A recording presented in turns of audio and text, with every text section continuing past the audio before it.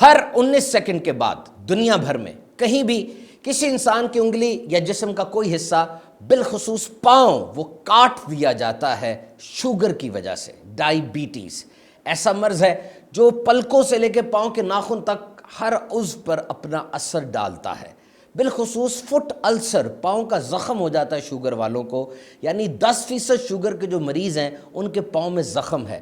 عام طور پہ پاؤں کاٹنا بھی پڑ جاتا ہے، لیکن گڈ نیوز یہ ہے کہ 50% مریض ٹھیک ہو جاتے ہیں اگر وہ بر وقت ڈاکٹر کے پاس چلے جائیں، اپنا چیک اپ کرا لیں یا اپنے پاؤں کا خیال رکھیں۔ غور سے سنیے کہ ایک شوگر کا مریض اپنے پاؤں کا خیال کیسے رکھ سکتا ہے۔ دیکھیں، پاکستان میں ہر 5واں یا 6واں بندہ جو ہے وہ شوگر کا مریض ہے۔ ہو سکتا ہے آپ کے گھر میں بھی کوئی شوگر کا مریض ہو، تو ان احتیاطوں کو غور سے سنیے۔ نمبر 1، پاؤں کا خیال رکھیں، روزانہ معائنہ کریں۔ اگر کوئی کٹ نظر آتا ہے، پاؤں لال ہو گیا ہے، کوئی ناخن کا مسئلہ ہے، کوئی زخم ہے، فوراً اس پہ ایکشن لیں۔ نمبر 2، پاؤں کو روزانہ نیم گرم پانی سے صاف کریں، دھوئیں، گرم پانی سے نہیں، نیم گرم پانی سے۔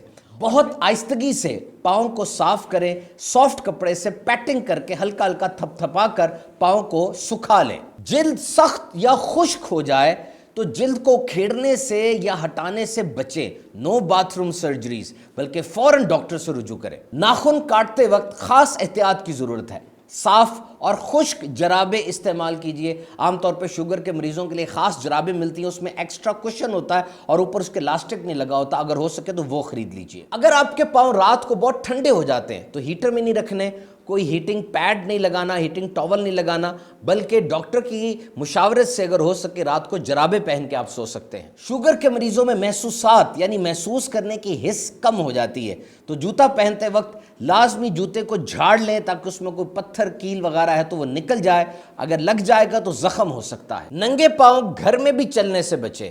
ریگولر ٹیسٹ مثلا HbA1c اور دیگر ٹیسٹنگ کرتے رہیے۔ دوائی کا پراپر استعمال کیجئے۔ تمباکو نوشی سے پرہیز کریں۔ ریگولر اپنے پاؤں کا معائنہ ڈاکٹر سے کرواتے رہیں۔ احتیاط کیجئے، صحت بڑی نعمت ہے۔